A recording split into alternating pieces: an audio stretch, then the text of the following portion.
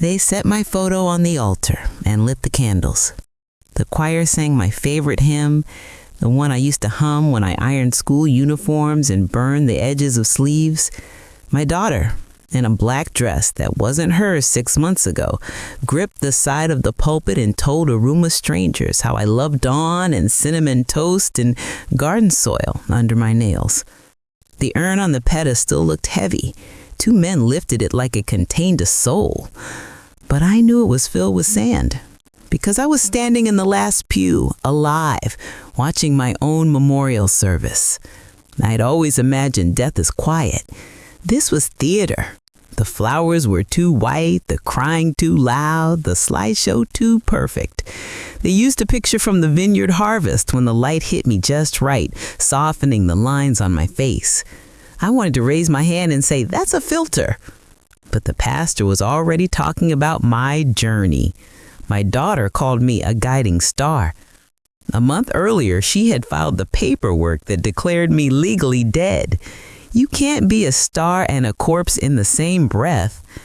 But grief sells a story no one bothers to audit. My name is Nora Caldwell. I am 68 years old. 2 months ago, I left our town for a wellness retreat in the Cascades after a cardiologist warned me to slow down or stop. I shut off my phone because the doctor told me to rest my head, not just my heart. I told no one, not even my daughter, because she would call every 10 minutes, and I'd spend my days reassuring a person who didn't believe any reassurance that didn't end with money. When I came back 9 days later, I found my front door keyed a different code, my mail forwarded, my bank accounts locked for the estate of the late Eleanor Nora Caldwell, and a cardboard sign on my rose arbor that read, "Estate sale, 1 day only." I wasn't late. I was early, to my own end. No one believes you at first when you tell them you are alive. It is not the kind of thing that fits easily into forms. I walked into the county office with a beating heart and a driver's license, and the clerk looked at her screen and frowned like my pulse was an inconvenience.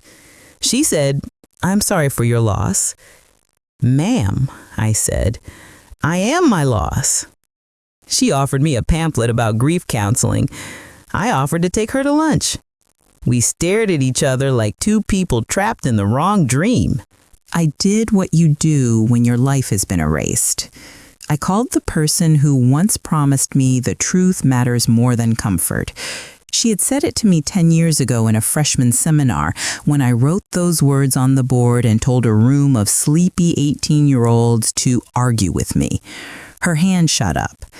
Truth is a kind of comfort if you build a life on it. Her name was Maya Ruiz.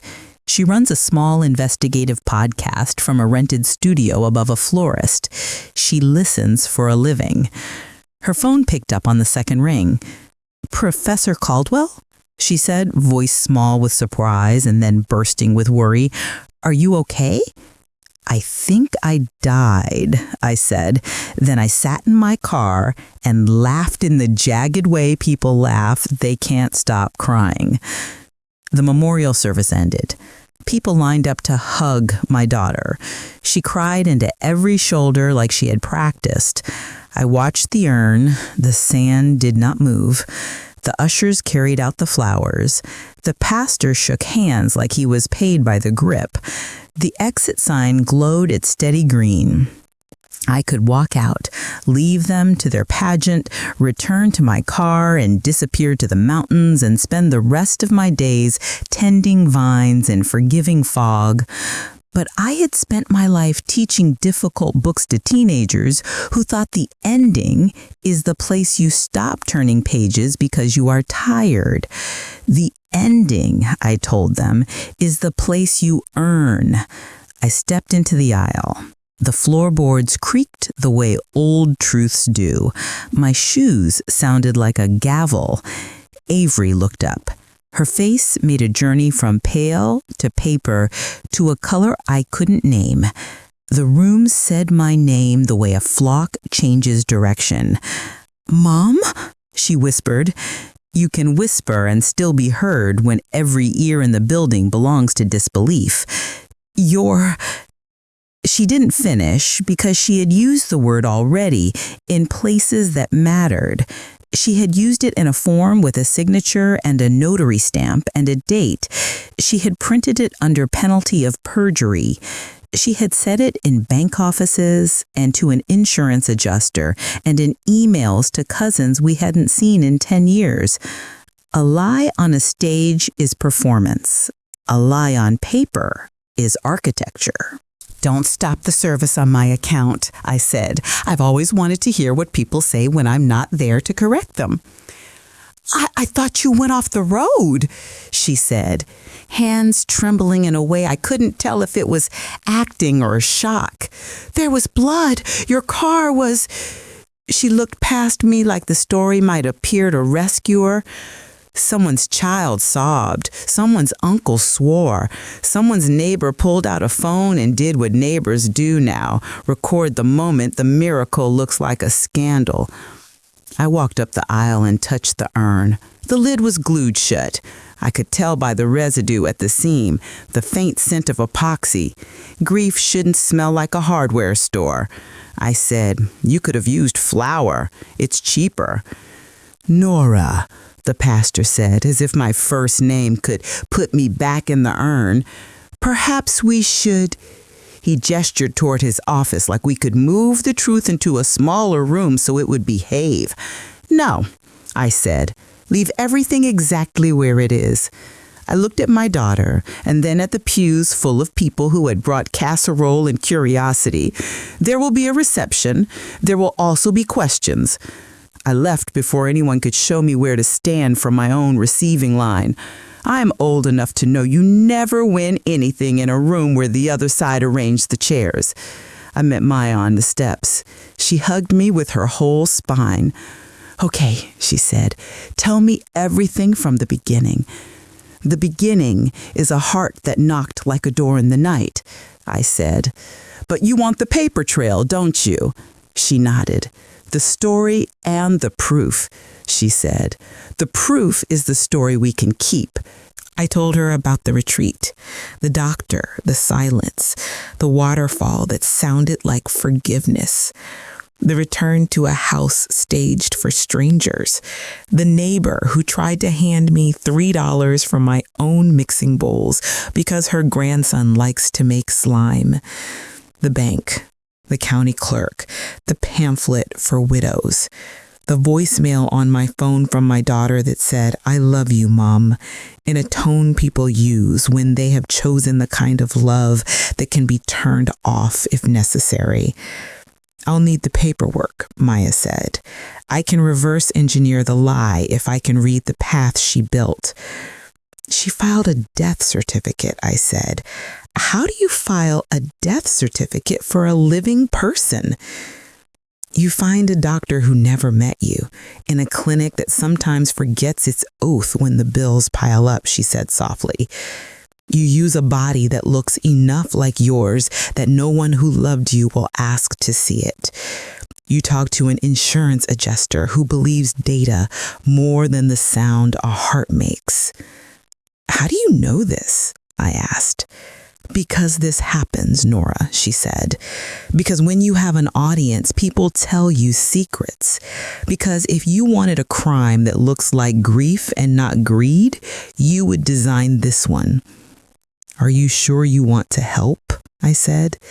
"This will get ugly." "It was ugly when they put your face on a slide and stole your name," she said. "Now it gets honest."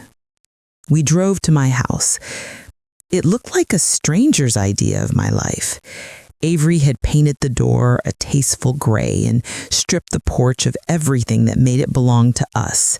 The chimes, the rubber boots lined up like parentheses, the little ceramic turtle my husband brought home from a roadside stand on our 20th anniversary. The realtor sign leaned against the rhododendron. A single balloon bobbed in the wind, the last air of a party no one attended for love. The key code I chose 15 years ago was the year my son would have started kindergarten if he had not died before his heart learned how to race without help. I never changed it. Grief made the numbers holy. The new code came from a keypad I did not pick. Mail looked at the door frame, scanning for tiny screws that shouldn't be there. No cameras, she murmured. Either she's careless or confident. Both, I said. That combination is how she's lived since she was 15. I taught critical thinking for 30 years to children who thought I wanted essays. What I wanted was simple. Say only what you can defend. We broke the lock with a pry bar scavenged from the shed because I would rather be accused of trespassing in my own living room than wait on a porch for permission to be a person. The house smelled like lemon cleaner and a lie. The family photos were gone from the mantel, the frames replaced with staged pictures of generic joy. Blonde children with missing teeth, a golden retriever I had never met. My books were boxed. The box labels were written in Avery's careful print. Donate, trash, sell. I stood in my kitchen where I had turned apples into pie and children into adults and gripped the counter until my knuckles brightened. You can take a lot from a woman, I said, but do not touch the recipes. Maya moved like a crime scene tech in a cop show, with less makeup and more focus. She photographed the boxes and the labels. She opened my desk drawers and clicked her tongue when she found them empty. She's thorough, she said, but no one seals every hole. The hole was at the bottom of a drawer in the old oak buffet I rescued from a church rummage sale before Avery was born. I slid the false panel I had installed with a carpenter friend when I still thought secrets were romantic, not survival. Inside lay the art of my life. My birth certificate, my marriage license, the deed to the vineyard, the letter my husband wrote me the night before his heart went out like a light in the wind, and the little notebook where I wrote down everything the world tried to erase. Maya photographed each page like the camera could memorize love. This will help, she said. The rest we'll have to go get. We found the rest in places grief doesn't usually go. A notary who filed a form by mail without a signature that matched any other signature of mine. A county clerk in a different county who said my death was one of 3 filed the same week by the same doctor. An insurance policy I did not buy with a beneficiary I did not choose, and a bank officer who said with a weary voice of a person who meant to do better that sometimes paperwork just looks like truth. Names, Maya said, writing fast. Dates, account numbers. We will build a map and walk it back to the beginning. The beginning was not my heart or the retreat. It was a man named Jason Porter who wore suits like apology and smiles like favors. He was Avery's fiancé. He ran a startup that helped small clinics process insurance claims faster, which is to say he built a system that made it easier to move money in the dark. He spoke in language borrowed from the future to hide an ethic borrowed from a thief. He told my daughter he would create a safety net for both of them. Safety nets are only necessary when you plan to jump. I met him once before the service at a restaurant where the small plates were large in price and the waiter called me honored guest like he meant it. Jason shook my hand and held it 2 seconds longer than comfortable. Avery tells me you're very smart. I find that intimidating. Honest men do not fear bright rooms, I said. He laughed. I like you, he said. You remind me of every professor who made me sit up straight. Then sit up straight, Mr. Porter, I said. People betray themselves when they slouch. He paid the bill with a card that did not have his name on it. I did not tell Maya this story. She found her own. She followed Jason from his office to a clinic on the edge of town where the paint peeled like old truth. She watched him shake hands with a doctor who wore a watch more expensive than the building. She listened by accident when the back door was propped open by a brick and the air vent carried voices like paper airplanes. Words like expedite and verify and no next of kin floated out and landed in her notebook. When Jason left, she photographed his license plate and texted me a picture of his smile taken from the side. Side views catch truths people hide from the front. "We can do this one of two ways," Maya said, that night at her studio, where the florist downstairs made the whole place smell like apologies and anniversaries. "Quietly, we take the documents to the DA and we wait while the wheels turn. Or loudly, we take it to the microphone and the light and the room where liars melt." "You know me well enough to know which way I choose," I said. "Loud," she said. "I thought so. I have told students my whole life that silence is not the same as grace. You can forgive someone without making yourself a rug. What I wanted was not a trial or a headline. I wanted a mirror.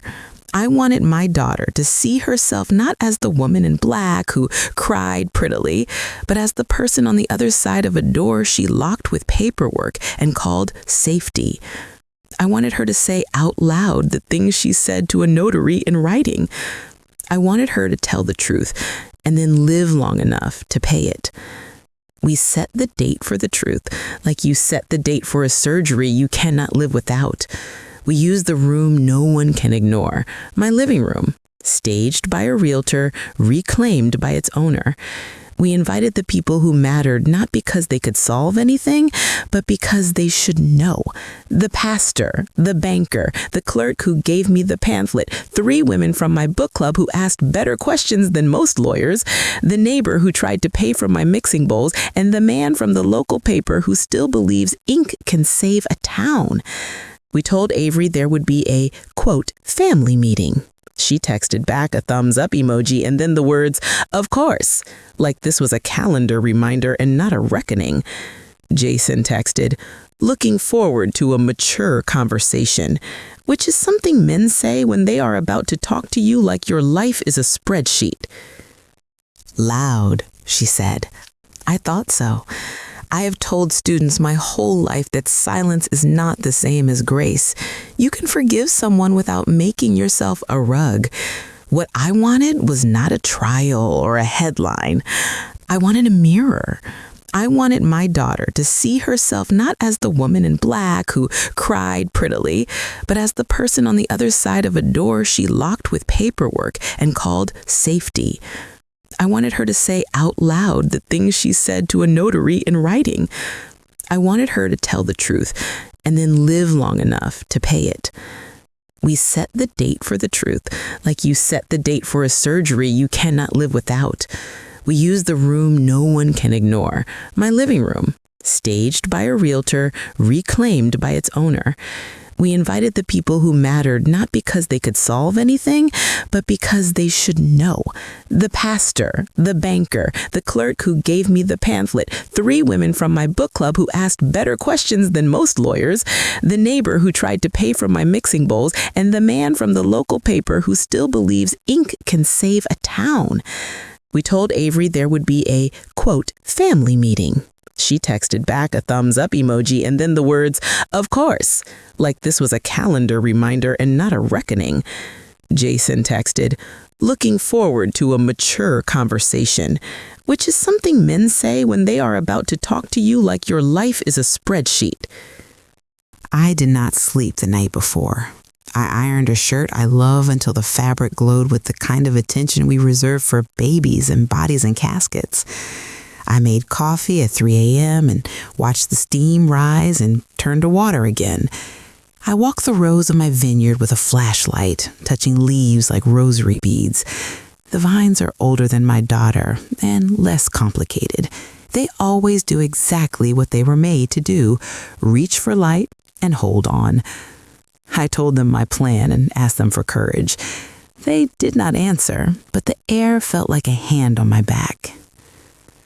People arrived holding plates of cookies the way small towns do when large things break.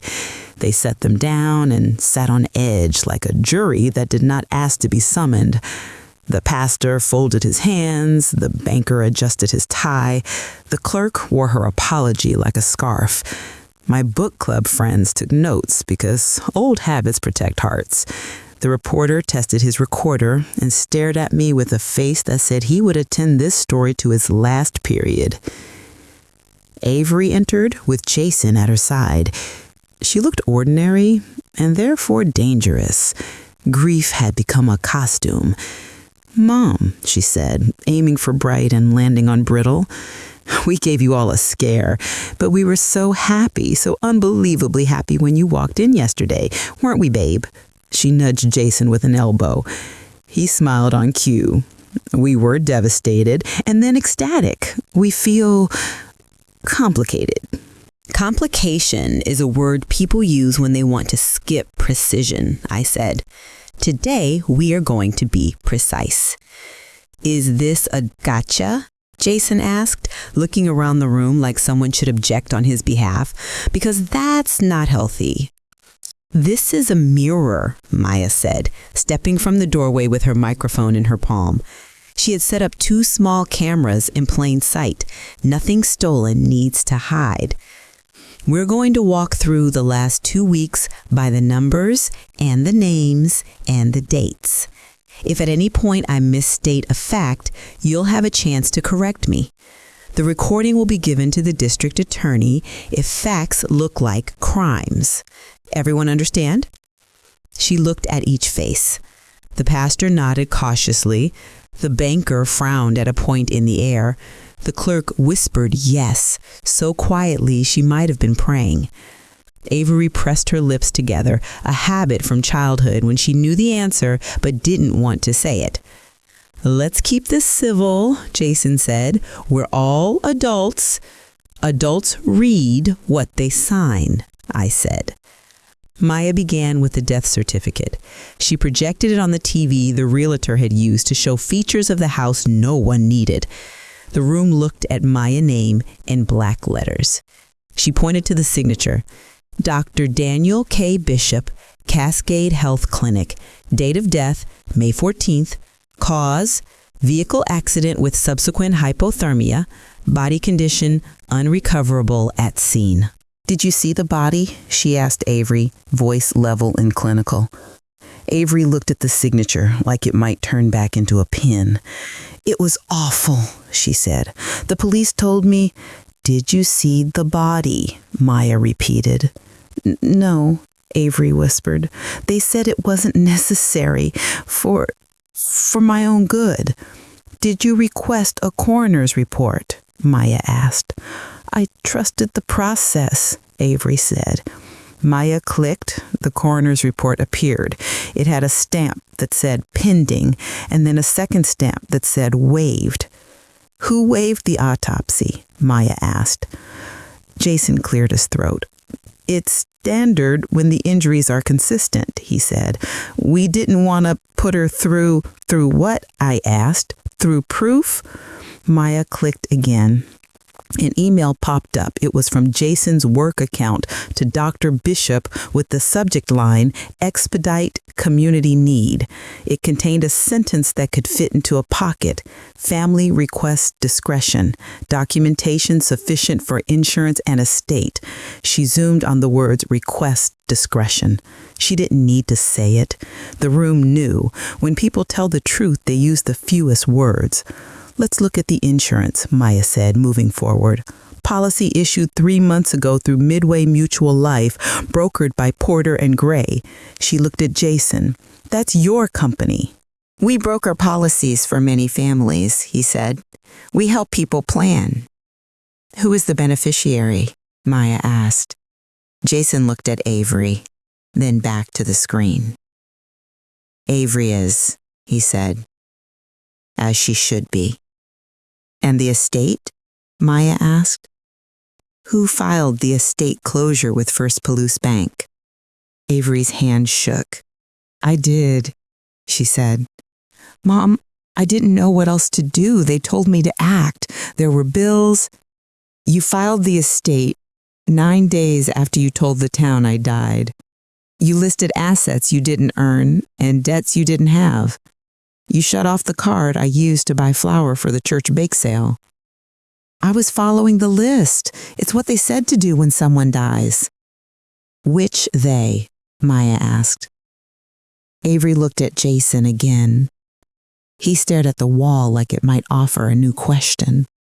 My fiancé, she said. I did not want to ask the next question because I already knew the answer. I asked it anyway to give the room the dignity of hearing the truth spoken. Why? I said. Why didn't you wait? Why didn't you call? Why did you choose paperwork over a person? Avery's eyes filled the way eyes do when they had been practicing for an audience.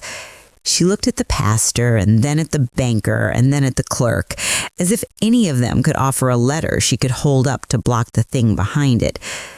Because I needed money, she said finally. Her voice broke on the last word like a ladder missing a rung. Because we were behind. Jason's company had a bad quarter and the house needed work. And I thought, she stopped. The word died on the floor. I waited. She found it. I thought it would happen soon anyway. The room exhaled the way people do when they've had the breath holding for years. My book club friend wrote the words, would happen soon anyway, and underlined them twice. The banker took off his glasses and polished them with his tie for 30 seconds without looking at the lenses. The clerk put her hand to her mouth and whispered, "Oh God," in a voice that had seen forms and forgot people. The pastor bowed his head. Jason smiled, small and tight the way men do when they think they have been brave. He looked at me like he wanted a medal for getting through a tough question. "Thank you," Maya said to Avery, as if Avery had offered a glass of water and not a confession. "Now we can talk about solutions." "Solutions?" Jason scoffed. "You think there's a solution to embarrassment? We'll be the talk of the town for months. This will ruin any chance we had." "This will save you from prison," Maya said calmly, "if you let it." Jason laughed again, louder and less pretty. "We did nothing illegal," he said. "We filed what was necessary. We acted on information given to us by professionals. If there were errors, they were bureaucratic. And if she walked into her own service, that's on her. She disappeared. We panicked. We planned poorly." He looked at the reporter and the cameras and did something I will never forget.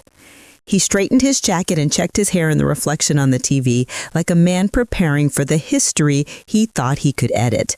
"This will make a great redemption arc. America loves those." We called the bank.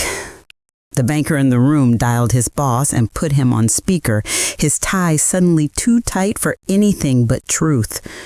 "We closed an estate that is not an estate," he said. "We released funds without due diligence. We will make the account holder whole today, not tomorrow, today." He looked at me with eyes that had moved from shame to resolve. "Mrs. Caldwell, we are going to fix this." We called the county clerk office.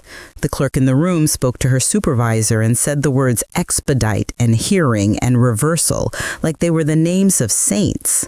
"We'll present you in front of a judge by 4, the supervisor said, and then added a sentence I have never heard from a mouth that had ever held a stamp. "I am sorry." Jason raised his hands like a man surrendering to a polite swarm of bees. "Everyone calm down," he said. "We can manage this privately." Maya shook her head. "No," she said, "we can't." Avery reached for me. I did not move back. I let her fingers touch the air where my sleeve used to be. "Mom," she whispered, "I messed up. I know. She groped for a word we do not let children say often enough. "I'm wrong," I said softly. "You are, but wrong is a direction you can turn around from if you start walking." "What do you want me to do?" "Anything. I'll do anything." "Not anything," I said. "Something specific." I handed her a pen. I slid a sheet of paper on the coffee table like a low altar. "You are going to write a statement. You will tell the truth about what you did, who helped you, who pressured you, and who paid you. You will sign your name in a way that looks like your name. Then you will read it out loud to the room. Then you will take me to the courthouse." "You're right," I said. "America does love redemption." I moved to the mantel and placed the letter from my husband upon it like a small and tender law. But the arc doesn't begin with applause. It begins with the floor. The DA did not need the recording that came next, but he would get it.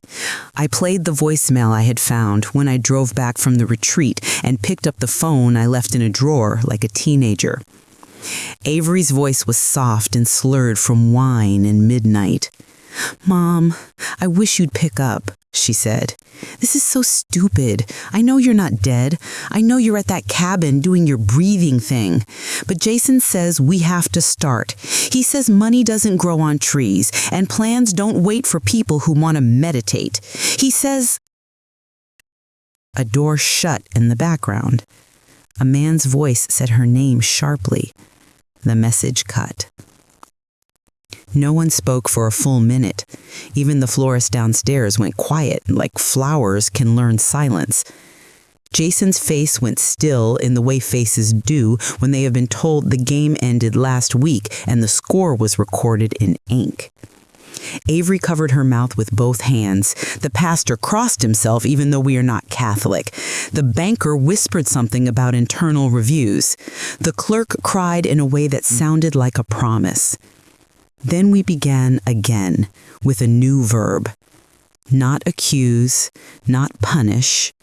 The new verb was restore. Restoration is not the same as forgiveness. Forgiveness is a gift the wounded person decides to give from a place no one else can see. Restoration is public. It has receipts. It says, here is what was taken, and here is what it cost to mend. We called the insurance company on speaker. Maya read them the policy number. The adjuster answered in a tone so bright it could blind. "We're so sorry for your loss," she began. Maya interrupted. "She's not lost," she said. "She's alive, and you are on a recording. The beneficiary filed a fraudulent claim. We have the death certificate, the waived autopsy, the email from the broker, the voicemail detailing premeditation, and witnesses present. We need a fraud investigator here by tomorrow morning." Silence on the line, then a new voice. "We'll be there today," the person said. "In 2 hours." We called the bank. The banker in the room dialed his boss and put him on speaker, his tie suddenly too tight for anything but truth. "We closed an estate that is not an estate," he said. "We released funds without due diligence. We will make the account holder whole today, not tomorrow, today." He looked at me with eyes that had moved from shame to resolve. "Mrs. Caldwell, we are going to fix this." We called the county clerk office. The clerk in the room spoke to her supervisor and said the words expedite and hearing and reversal like they were the names of saints. "We'll present you in front of a judge by 4, the supervisor said, and then added a sentence I have never heard from a mouth that had ever held a stamp. "I am sorry." Jason raised his hands like a man surrendering to a polite swarm of bees. "Everyone calm down," he said. "We can manage this privately." Maya shook her head. "No," she said, "we can't." Avery reached for me. I did not move back. I let her fingers touch the air where my sleeve used to be. "Mom," she whispered, "I messed up. I know. She groped for a word we do not let children say often enough. "I'm wrong," I said softly. "You are, but wrong is a direction you can turn around from if you start walking." "What do you want me to do?" Anything. I'll do anything. Not anything, I said. Something specific. I handed her a pen. I slid a sheet of paper on the coffee table like a low altar. You are going to write a statement. You will tell the truth about what you did, who helped you, who pressured you, and who paid you. You will sign your name in a way that looks like your name. Then you will read it out loud to the room. Then you will take me to the courthouse. And after? She asked, voice ragged as rope. After, I said, you will come to work for me. For you, her laugh hit the ceiling like a stray balloon. At the vineyard? At a place I am building, I said. A place that didn't exist yesterday, but began the day I stood in the back pew and watched you bury a living woman. I've spent a lifetime turning books into bridges. It's time to turn pain into a house. I am starting the truth orchard. The what? Jason said, scoffing. He had not learned yet that mockery is a poor shield when the arrows are made of plan. A home and a program for people who have been erased by paperwork, I said.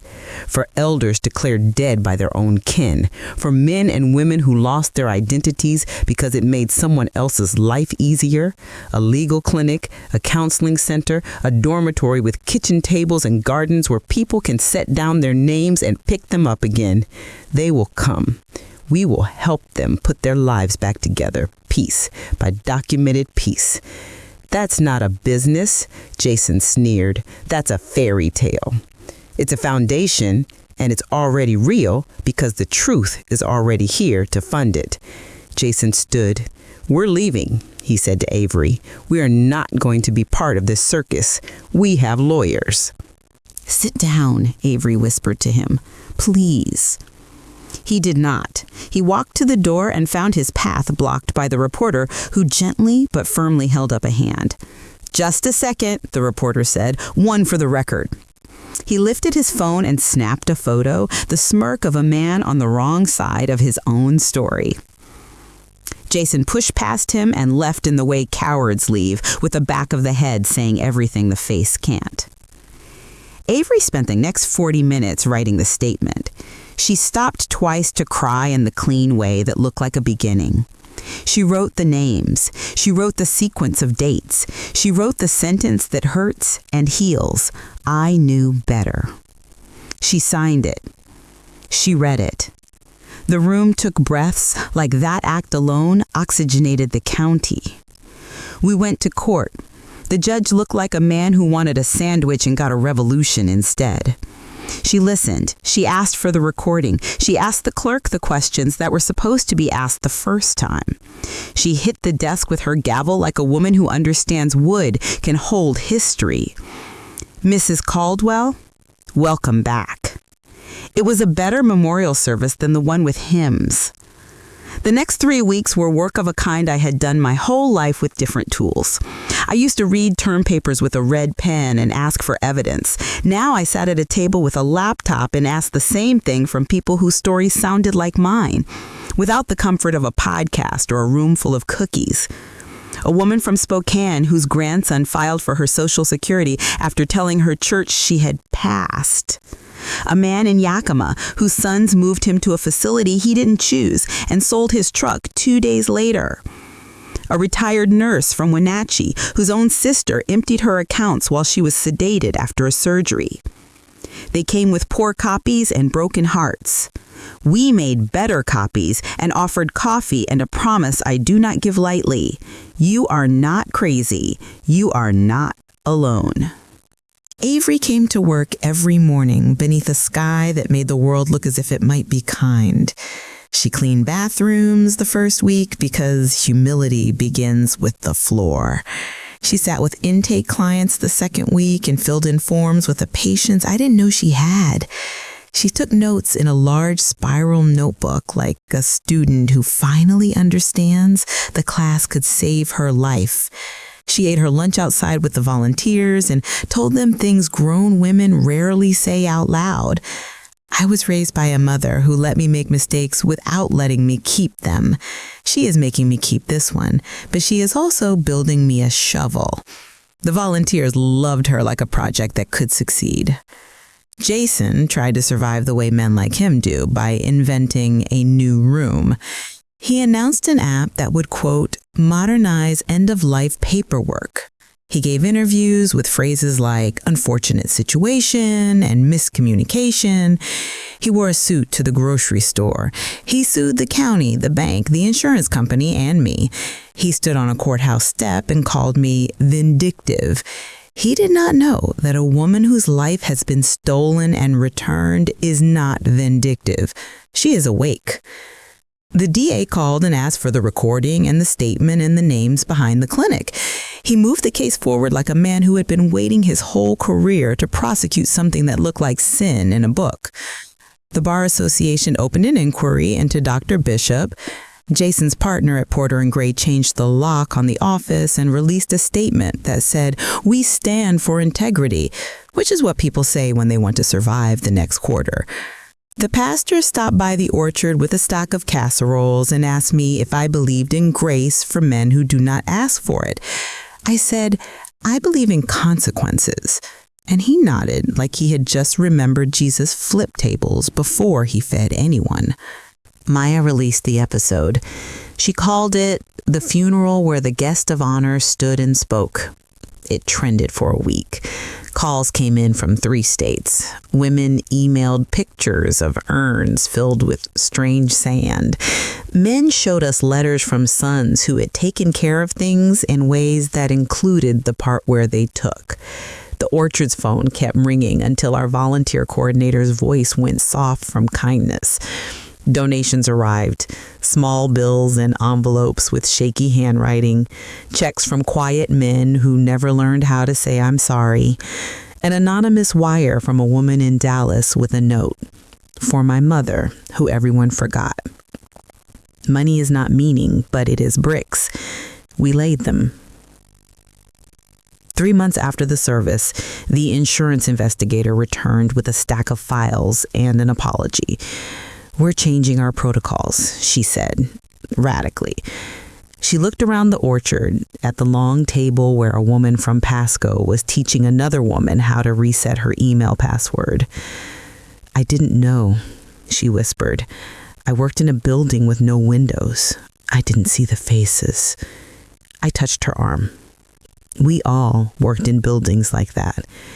Some of them were our own minds. 6 months after the service, we held our first harvest at the vineyard since I got my name back. Volunteers came, clients came.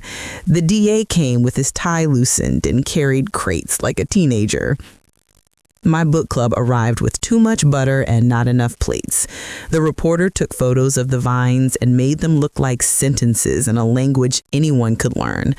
We pressed the grapes and watched the juice run like proof turned sweet. Avery stood beside me under a sky that turned September into honey.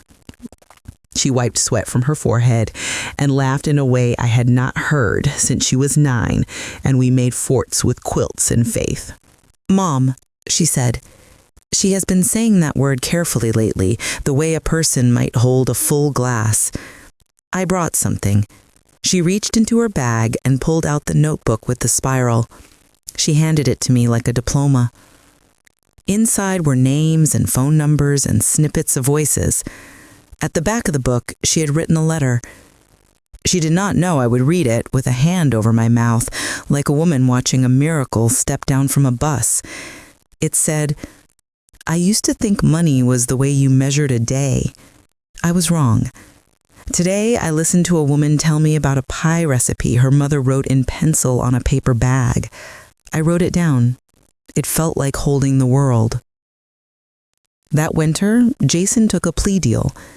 Men like him do not do well under oath unless the oath is to profit. He wore a gray suit in a room with no microphones. He said the words "I knew" and "I misled" and "I agree." He did not say "I'm sorry." He will not have access to a bank account with someone else's name for 5 years. Dr. Bishop lost his license, then found God publicly. I hope God found him privately. The banker retired and volunteers with us on Tuesdays, where he sits with men who cannot say the word ashamed and teaches them how to read a statement line by line. The clerk who gave me the pamphlet the day I tried to resuscitate myself in her office now sits at our table on Mondays. She brings cookies. She says, "I'm sorry" to strangers who did not ask for it, and means it in a way that makes people cry and then sit up straighter. The pastor comes to our grief group and talks less than he used to. He listens more. The reporter published a series called Paper Deaths. Schools used it in civics classes. My former students sent me photos of teenagers with their heads down, writing fast. 1 year after my funeral, we held a ceremony because humans need to speak to time. We did not do it in a church. We did it in the orchard, under the trellis that cast shade like a promise. We invited everyone who had ever been told by paper that they were gone. They came wearing the clothes of people who garden and the eyes of people who have found water in a place they didn't know was a well. We lit candles because light is how people talk when words are not enough. We passed a book and wrote names. We said them out loud. Saying a name is building a house. Avery stepped up to the makeshift podium we made from a wine crate and spoke. Her voice no longer belonged to a person waiting for applause to tell her if she lived. "A year ago, I stood in front of a room and lied," she said. "I told people my mother was gone because it was easier than telling myself I was lost. She is here. I am here because she did not let me stay small. If you are like me, I have a broom and a chair and a day for you. We're hiring. We're listening. We're not tired yet." She did not cry. I did, a little. Maya did not because she was recording and needed her hands. After, we ate pie from recipes written on bags and napkins and handwriting that looked like a river. We watched a woman from the Pasco case dance with her grandson. We watched a man who had not said his wife's name in a year lean his head on my shoulder and say, "Thank you," to a person who helped him put his driver's license back in his wallet with the tenderness of returning a wedding ring. That night, I walked the vineyard alone. The stars were the same ones from the night before my husband died, before my daughter tried to convert me into a line item, before a room of people sang about heaven to an urn holding sand. The air smelt like cold earth and old promises. I put my hand on a wooden post that had held weight longer than I have carried mine and thought about what it takes to grow something that feeds. It takes cutting back. It takes weather you can't control. It takes human hands and time. I am not naive. There will be more Jasons. There will be more Averys who do not ask the question that would save them because they already decided they like the answer that pays. There will be more clerks who forget to look up and more banks that confuse speed with service. But there will also be more orchards. Because once you build a house that feels like truth, people will copy it. We are opening one in Spokane, another in Boise. A woman in Dallas sent more money with a note for the one we lost and the ones we found. When I am very old, which I plan to be, I will sit in a chair that looks at the rows and listen to people tell their names to other people who care. I will eat pie from a recipe written on a bag. I will hold my husband's letter in my lap the way a person holds a map, even after they know the route by heart. I will watch my daughter walk the path from the office to the garden and stop to pull a weed with her bare hands. I will watch Maya set up her microphones and hand them to someone who cannot believe anyone wants to hear their voice. I will watch the light move across the table like time forgiving itself. I did not get my funeral that day in the church. I got something else. I got to write an ending that does not end. I got to learn that sometimes the paperwork is wrong and the heart is right. I got to hear my name said out loud by a judge and a room full of people who believed a piece of paper and then believed what they could touch. I got to build a place where other people can walk in and say, I am alive, and watch the room nod and answer, we know. My name is Nora Caldwell. I am 69 years old now. If you need me, I will be in the orchard, making copies and coffee and calling people by the name they chose when they first found out what they were worth.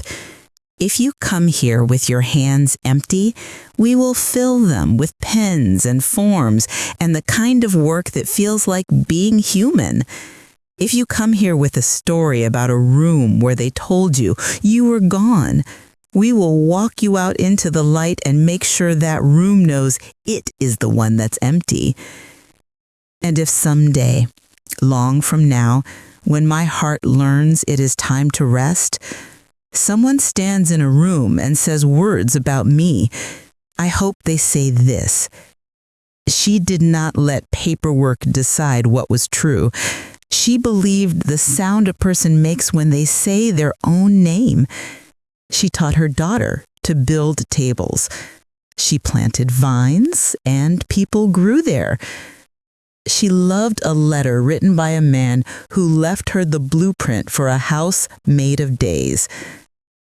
Until then, if anyone tells you a woman like me is finished, remember the altar and the sand and the last pew. Remember the walk forward.